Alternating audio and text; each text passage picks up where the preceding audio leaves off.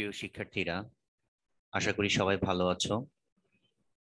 তোমরা জানো যে ইতিমধ্যে তোমাদের পদার্থবিজ্ঞান বিষয়ের পঞ্চম অ্যাসাইনমেন্ট এর প্রশ্নপত্র দেওয়া হয়েছে। আশা করি তোমরা অ্যাসাইনমেন্ট গুলো প্রতিনিয়ত সঠিকভাবে লিখে কলেজে জমা দিচ্ছ। তো আজকে আমরা দেখব পঞ্চম অ্যাসাইনমেন্ট কিভাবে আমরা সমাধান করব। তো পঞ্চম অ্যাসাইনমেন্টের অধ্যায় হচ্ছে আলোর প্রতিফলন এবং তার শিরোনাম হচ্ছে আয়না সমাচার। দেখো, এই যে উপরে যে অংশটা আছে সেটা হচ্ছে অ্যাসাইনমেন্টের শিরোনাম, আয়না সমাচার। এটা তোমরা অ্যাসাইনমেন্টের শিরোনাম লিখবে। আমরা উদ্দীপকটা একটু পড়ে দেখি। উদ্দীপকে বলা আছে, বাসায় আমরা সাজগোজ করার জন্য সবসময় আয়না ব্যবহার করি। বলা যেতে পারে এ ধরনের আয়না আমাদের নিত্য ব্যবহার্য একটি জিনিস। এবার আয়নাটাকে হাতে দিয়ে দেখলে বোঝা যাবে এটি একটি সমতল আয়না। আচ্ছা, ক নাম্বার প্রশ্ন হচ্ছে, বাসায় ব্যবহৃত এক ধরনের আয়নায় আমরা যে প্রতিবিম্ব দেখি তা বাস্তব না অবাস্তব? রশ্মিচিত্র এঁকে দেখাও। 2 নাম্বার প্রশ্ন বলা হয়েছে, এ ধরনের আয়নার সামনে যদি একটি ছোট্ট বিন্দু এ কল্পনা করি তাহলে তাও একটি প্রতিবিম্ব তৈরি হবে। তুমি যে তোমার জ্যামিতিক বক্সের বিভিন্ন উপকরণ ব্যবহার করে এই বিন্দুর প্রতিবিম্বের অবস্থান দেখাও। তারপর আয়না থেকে এ বিন্দুর ও এর প্রতিবিম্বের দূরত্বের অনুপাত বের করে ফলাফলের উপর যৌক্তিক মতামত তুলে ধরো। গ নাম্বার প্রশ্নে বলা হয়েছে, এবার একই আয়না ঘড়ির কাঁটার যেদিকে ঘুরে সেই দিকে অল্প কোণে 5 থেকে 20 ডিগ্রির মধ্যে ঘুরিয়ে জ্যামিতিক বক্সের সাহায্যে এ বিন্দুর প্রতিবিম্ব আঁকো। আয়না থেকে এ বিন্দু ও এর প্রতিবিম্বের দূরত্বের অনুপাত কি একই থাকবে? ফলাফলের উপর যৌক্তিক মতামত তুলে ধরো। তো এই হচ্ছে 3টি প্রশ্ন আছে। তো 3টি প্রশ্ন বিশ্লেষণ করলে দেখা যাচ্ছে যে এখানে জ্যামিতিক চিত্রগুলোই বেশি প্রাধান্য দেওয়া হয়েছে, এখানে গাণিতিক তেমন একটা ব্যাখ্যা নেই। তো আসো আমরা এই ক্লাসটা করতে পারলে আমরা যে যে বিষয়গুলো শিখতে পারবো সেটা হচ্ছে আলোর প্রতিফলনের সূত্র ব্যাখ্যা করতে পারবো, প্রতিবিম্ব কি তা ব্যাখ্যা করতে পারবো, দর্পণ ব্যাখ্যা করতে পারবো এবং প্রতিবিম্ব সৃষ্টি প্রদর্শন করতে পারবো। এই কাজগুলো আমরা শিখতে পারবো এই অ্যাসাইনমেন্টের প্রশ্নটা সমাধান করলে। তো এখন আসো আমরা এই সমাধানে চলে যাই। সমাধান কিভাবে করব আমরা? তো 1 নম্বর প্রশ্নে কি বলা হলো? 1 নম্বর প্রশ্নে বলা হলো যে বাসায় ব্যবহৃত এ ধরনের আয়নায় আমরা যে প্রতিবিম্ব দেখি তা বাস্তব না অবাস্তব? রশ্মিচিত্র এঁকে দেখাও। তাহলে আয়নার সামনে আমরা দাঁড়িয়ে আমাদের একটা প্রতিবিম্ব আয়নার ভেতরে দেখি। দেখো, আমরা অ্যাসাইনমেন্ট নং হচ্ছে এটা 5 এবং শিরোনামটা কি আবার বলছি, শিরোনাম হচ্ছে আয়না সমাচার। এভাবে তোমরা প্রশ্নটা এখানে লিখবে, ক নাম্বার প্রশ্নটা এখানে লিখবে। লিখার পর তারপর আমরা উত্তর দিব। উত্তরে আমরা কি লিখবো? দেখো, আমরা বাসায় যে আয়না ব্যবহার করি তা এক ধরনের সমতল দর্পণ। সমতল দর্পণের সামনে কোনো বস্তু রাখা হলে কিভাবে বিম্ব গঠন করে তা নিচের রশ্মিচিত্রের সাহায্যে দেখানো হলো। এখন আসো আমরা রশ্মিচিত্রে চলে যাই। দেখো, সমতল দর্পণের সামনে যখন আমরা একটা লক্ষ্যবস্তু রাখি তখন কিভাবে তার রশ্মিচিত্র তৈরি করে।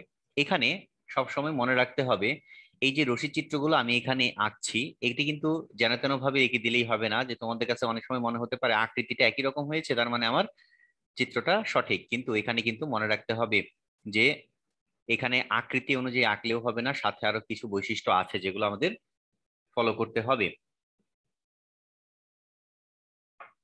দেখো, আমি এখানে দেখাইছি দর্পণের সামনে এই পি কিউ হচ্ছে একটি লক্ষ্যবস্তু। দর্পণের সামনে পি কিউ হচ্ছে একটি লক্ষ্যবস্তু। এই পি কিউ বস্তুটা কিভাবে আঁকতে হবে তার আমি বর্ণনা দিচ্ছি, খুব ভালো করে লক্ষ্য করবে। এই পি কিউ লক্ষ্যবস্তু হতে প্রথমে কি হলো, এই পি কিউ লক্ষ্যবস্তুটা আয়নার সামনে রাখা আছে। তো পি কিউ হতে প্রথমে একটি আলোক রশ্মি দর্পণে এই বরাবর আপতিত হয়। এই বরাবর আপতিত হয়ে কিন্তু ওই বরাবরই প্রতিফলিত হবে, কারণ আমরা জানি দর্পণে কি লম্বভাবে আলোক রশ্মি আপতিত হলে সেটি যে পথে আপতিত হয় সেই পথেই প্রতিফলিত হয়। এরপর কিউ বিন্দু হতে অপর একটি আলোক রশ্মি এই বরাবর যায়, যাওয়ার পর সেটা আবার এই বরাবর প্রতিফলিত হয়ে যায়।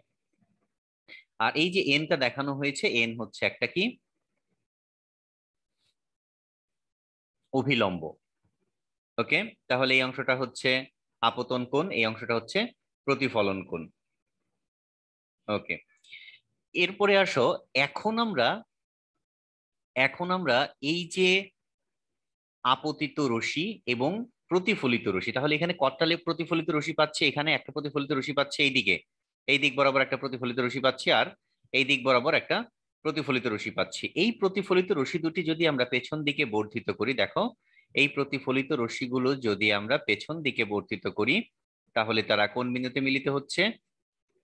কিউ প্রাইম বিন্দুতে মিলিত হচ্ছে। এই একটা আর এই একটা। তাহলে এই যে কিউ প্রাইম বিন্দুটা, এই কিউ প্রাইম বিন্দুটা কোথা থেকে আসলো? কিউ থেকে, অর্থাৎ এখানে আমরা কিউ প্রাইমের একটি প্রতিবিম্ব দেখতে পাবো। এরপরে আসো আমরা আরেকটাতে চলে যাই। এখন দেখো লক্ষ্যবস্তুর অপর প্রান্ত হচ্ছে পি। এখন পি থেকে একটি আলোক রশ্মি দর্পণে ঠিক একইভাবে লম্বভাবে আপতিত হলো। আপতিত হওয়ার পর যেহেতু লম্বভাবে আপতিত হয়েছে তাহলে সেটা ওই পথেই কি হবে? প্রতিফলিত হয়ে যাবে। এরপর পি হতে অপর একটি আলোক রশ্মি দর্পণের আরেক যে কোনো জায়গায় আপতিত হয়, এদিকে আপতিত হলো। আপতিত হওয়ার পর আমি এই আপতন বিন্দুতে যদি একটা কি আঁকি, লম্ব আঁকি, আপতন বিন্দুতে যদি আমরা একটা কি আঁকি, লম্ব আঁকি, এই যে লম্ব, এটা হবে অভিলম্ব এবং এই অংশটা হবে কি? তাহলে প্রতিফলিত রশ্মি। এই ক্ষেত্রে প্রতিফলিত রশ্মি পাচ্ছি কোনটা? এইটা একটা প্রতিফলিত রশ্মি, আবার নিচ থেকে আরেকটা প্রতিফলিত রশ্মি পাচ্ছে, এই যে এটা একটা প্রতিফলিত রশ্মি। তাহলে এই প্রতিফলিত রশ্মি দুটি যদি আবার পেছন দিকে বর্ধিত করি তাহলে তারা আবার পি প্রাইম বিন্দুতে মিলিত হচ্ছে। এখন দেখো এই বিন্দু থেকে পাচ্ছি এই বিন্দুতে প্রতিবিম্ব এবং এই বিন্দু থেকে পাচ্ছি এই বিন্দুতে প্রতিবিম্ব। তার মানে কি, এই সমস্ত অংশ থেকে যদি আমি এইভাবে এইভাবে আলোক রশ্মি আপতিত করি এবং প্রত্যেকটা আলোক রশ্মির জন্য একটা একটা করে বিম্ব আঁকি, তখন দেখবো প্রত্যেকটার জন্য এখানে একটা বিম্ব পাওয়া যাবে, এখানে একটা বিম্ব পাওয়া যাবে, এখানে একটা বিম্ব পাওয়া যাবে। তার মানে কি হবে?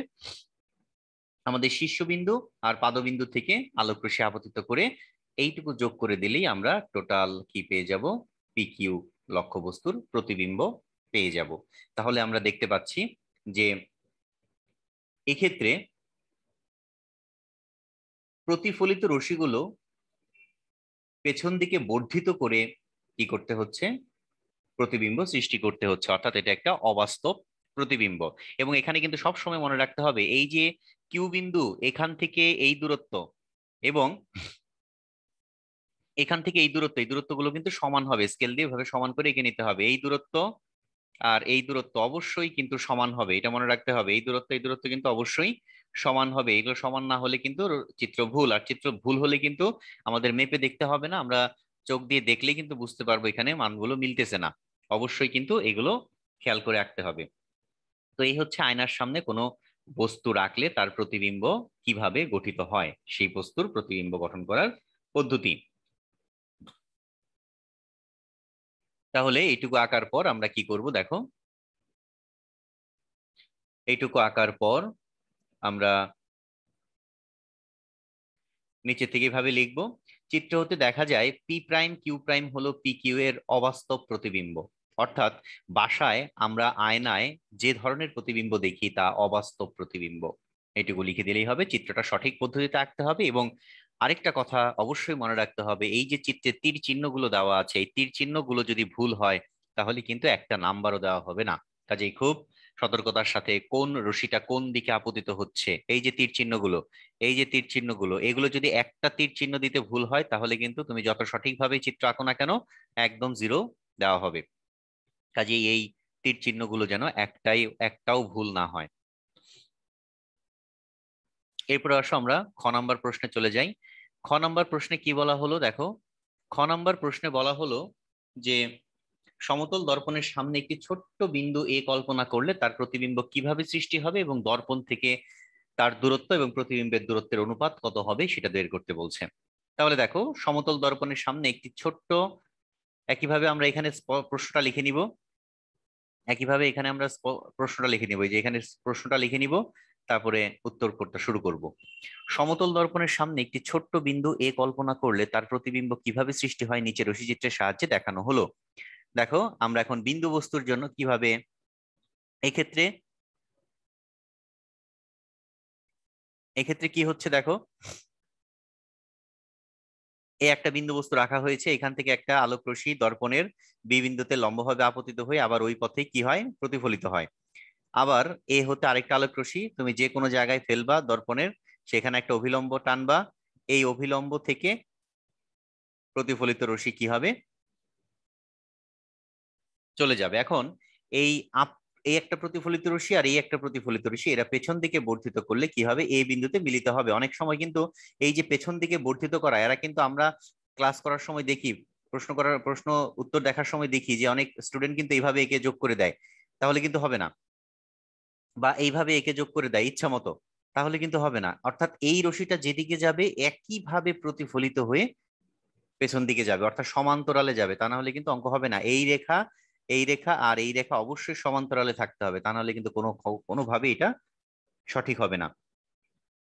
তো এই হচ্ছে বিন্দু বস্তুর জন্য। এখন আসো, আমরা দেখতে পাচ্ছি যে এখানে এখানে কি ছিল, এ এর প্রতিবিম্ব অবাস্তব যার অবস্থান এ প্রাইম, এই যে এ এর প্রতিবিম্বটা আমরা পাচ্ছি অবাস্তব প্রতিবিম্ব যার অবস্থান চিত্রে আমরা এই প্রাইম দিয়ে দেখাচ্ছি এবং দর্পণের পেছনে। এখানে এই যে অংশটা, এই অংশটাকে আমরা কি বলবো দেখো, এই যে অংশটা, এই অংশটাকে আমরা বলবো হচ্ছে, এখান থেকে এই পর্যন্ত অংশটাকে আমরা বলবো কি, দর্পণ হতে বস্তুর দূরত্ব। এই যে এ বি হচ্ছে দর্পণ হতে লক্ষ্যবস্তুর দূরত্ব, এবং বি থেকে এ প্রাইম পর্যন্ত যে দূরত্ব, এটাকে আমরা বলবো দর্পণ হতে বিম্বের দূরত্ব। আচ্ছা, আবার এটা হচ্ছে আপতন কোণ, এবং কি, এটা হচ্ছে আপতন কোণ, আর এটা হচ্ছে প্রতিফলন কোণ। আই এবং আর, এই আপতন কোণ এবং প্রতিফলন কোণ এটা দেখানো হয়েছে। তাহলে আপতন কোণ হচ্ছে এ ও এন, আর প্রতিফলন কোণ হচ্ছে N O A double prime, এটা দেখানো হয়েছে। আচ্ছা, আবার প্রতিফলনের সূত্র হতে আমরা জানি আপতন কোণ এবং প্রতিফলন কোণ পরস্পর সমান, তার মানে আমরা এখান থেকে কি লিখতে পারি, এই যে এই দুটি কোণ পরস্পর সমান। তাহলে এই দুটি কোণ পরস্পর সমান লিখেছি। এরপরে আবার চিত্র থেকে দেখো, আমরা এখান থেকে দেখতে পারি যে এই রেখাটা আর এই রেখাটা পরস্পর সমান্তরাল, তাই না? এবং এইটা একটা তাদের ছেদক, সরি,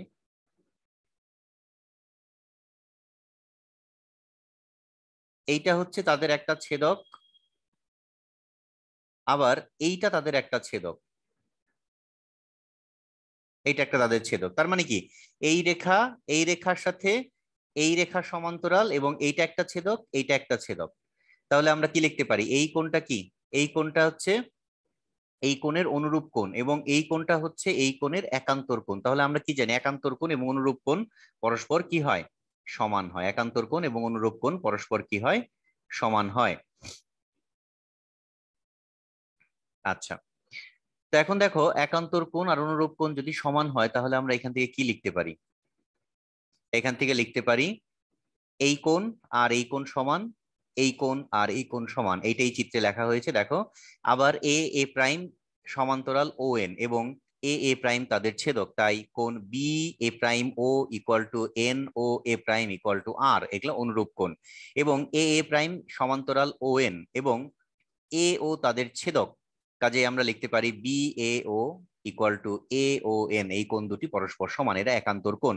তাহলে যেহেতু এই কোণ দুইটা পরস্পর সমান, দেখো এই যে এইটা আর এইটা, এই কোণ দুইটা পরস্পর সমান, এই যে এখান থেকে দেখলাম, তাহলে অবশ্যই এই কোণ দুটো পরস্পর সমান হবে। এই যে এই কোণ দুইটা, এইটার এইটা, এরা পরস্পর সমান হবে। এইটা এখানে লেখানো হয়েছে যে 1 নং এর সাহায্যে আমরা লিখতে পারি এই কোণ, এই কোণ আর এই কোণ পরস্পর কি সমান।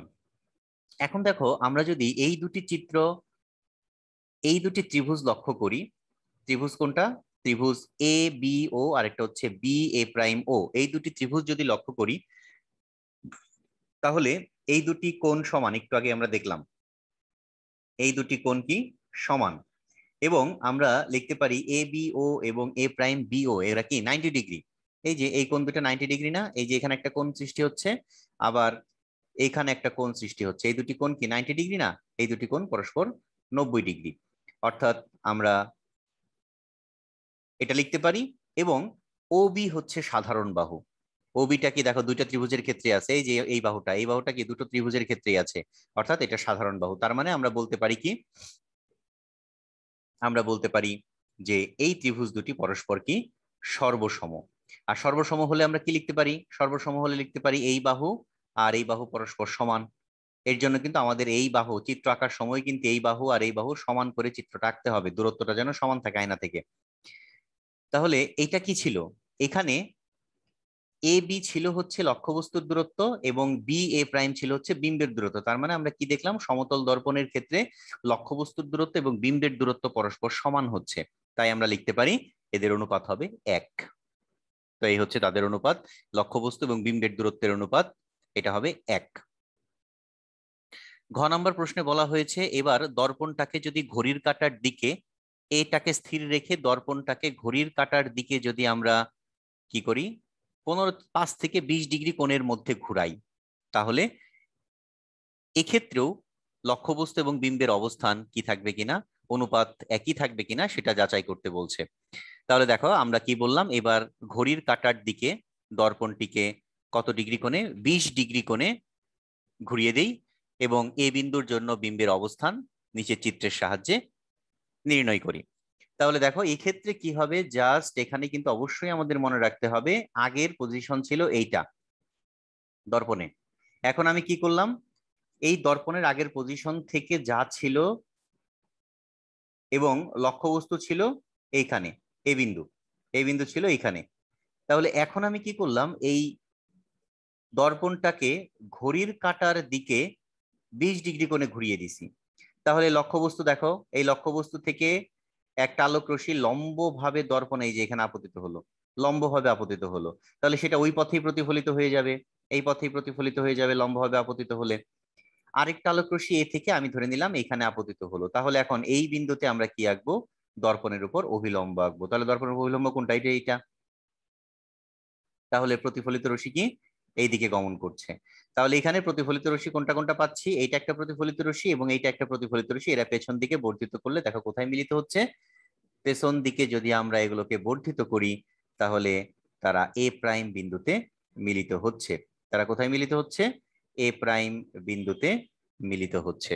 তাহলে এই ক্ষেত্রে দেখা যাচ্ছে এ প্রাইম যে বিন্দুটা সেটা হচ্ছে কি, এই এ প্রাইম বিন্দুটা হচ্ছে এই এ এর অবাস্তব প্রতিবিম্ব। তাহলে এক্ষেত্রেও যদি আমি লম্ব দূরত্ব গুলো একইভাবে হিসেব করি, তাহলে এই ক্ষেত্রে লম্ব দূরত্ব কোনটা, এটা না, লম্ব দূরত্ব কোনটা, এখান থেকে এ থেকে বি পর্যন্ত হচ্ছে লম্ব দূরত্ব, আবার বি থেকে এ প্রাইম পর্যন্ত হচ্ছে কি লম্ব দূরত্ব, তাই তো। এই যে এখান থেকে এই পর্যন্ত হচ্ছে লম্ব দূরত্ব এবং এখান থেকে এই পর্যন্ত হচ্ছে বিম্বের দূরত্ব। তাহলে আমরা এই ক্ষেত্রে একইভাবে লিখতে পারি এ বি হচ্ছে লক্ষ্যবস্তুর দূরত্ব এবং এই বি এবং এ প্রাইম হচ্ছে প্রতিবিম্বের দূরত্ব। একইভাবে যদি আমরা এখানে কি করি, একইভাবে যদি আমরা এখানে লক্ষ্যবস্তুর দূরত্ব বের করি, প্রতিবিম্বের দূরত্ব বের করি, একইভাবে যদি আমরা ওই আগের মতো ত্রিভুজ দুটি সর্বসম প্রমাণ করি, এই ত্রিভুজ আর এই ত্রিভুজ, তাহলে আমরা এই ক্ষেত্রেও পাবো লক্ষ্যবস্তু দর্পণ হতে যেটুকু দূরত্বে আছে বিম্বও সেই একই দূরত্বে আছে। এক্ষেত্রে কিন্তু এইটুকু দূরত্ব আর এইটুকু দূরত্ব পরস্পর সমান হবে। ওকে, তাহলে দেখো আমরা এখানে কি লিখেছি, এক্ষেত্রে এ বি দর্পণ হতে লক্ষ্যবস্তুর দূরত্ব, বি এ প্রাইম বিম্বের দূরত্ব, এখানে বিম্বটি অবাস্তব যার অবস্থান দর্পণের পেছনে অর্থাৎ এ প্রাইম বিন্দুতে। খ এর মতো এক্ষেত্রেও দেখানো যায় যে বস্তুর দূরত্ব এবং বিম্বের দূরত্ব পরস্পর সমান, সুতরাং এক্ষেত্রে বস্তু ও বিম্বের দূরত্বের অনুপাত 1 থাকবে। তো এই ছিল আজকের আমাদের পঞ্চম অ্যাসাইনমেন্টের আলোচনা। এক্ষেত্রে কিন্তু অবশ্যই মনে রাখতে হবে চিত্রগুলো অত্যন্ত সতর্কতার সাথে আঁকতে হবে। আমি আবার বলছি, চিত্রগুলো আঁকার সময় যেমন এই রশ্মিটা ভুল হওয়ার সম্ভাবনা কোথায়, অনেকে কি করবে, এখান থেকে এই রশ্মিটা যেদিকে গেছে এখান থেকে এইভাবে যুক্ত করে দিয়ে দিল, তাহলে কিন্তু হবে না। এই রশিটা যেদিকে থাকবে তাকে বর্ধিত করে যেদি পর্যন্ত আসবে ওই পর্যন্ত কিন্তু আনতে হবে। এখানে তোমার ইচ্ছা মতো এখানে বাঁকা করে মিলিয়ে দিলা, এটাকে বাঁকা করে নিয়ে এখানে মিলিয়ে দিলা, তাহলে কিন্তু হবে না। ঠিক আছে, অবশ্যই এই রেখাটা যতটুকু দূরত্বে থাকবে এই রেখাটাও ততটুকু দূরত্বে থাকবে। এবং আরেকটা কথা সেটা হচ্ছে আঁকার সময় যেন খেয়াল রাখতে হয়, আঁকার সময় যেন এই যে দর্পণের সাথে এই কোণটা অবশ্যই যেন 90 ডিগ্রি হয়। অনেকে এইভাবে আঁকতে পারো, ইচ্ছা মতো এখান থেকে এখানে এঁকে দিলা, তাহলে কিন্তু এটা 90 ডিগ্রি হলো না। এই যে কোণটা, এই কোণটা কিন্তু কখনোই 90 ডিগ্রি হবে না, একটু বাঁকা হয়ে গেছে। কাজেই এগুলো ভালো করে লক্ষ্য করে আঁকতে হবে যেন কোণগুলো সঠিক থাকে। তো আজকের এইভাবেই আলোচনা এটুকুই থাকবে। আশা করি সবাই পুরো ক্লাসটা মনোযোগ দিয়ে দেখেছো এবং বুঝতে পেরেছো। আর সবার কাছে একটা অনুরোধ থাকবে, অবশ্যই একটু চ্যানেলটা সাবস্ক্রাইব করবে, তাহলে আমি সামনে আরো ভালো ভালো ক্লাস তোমাদের নিতে পারবো। সবাইকে ধন্যবাদ, সবাই ভালো থেকো।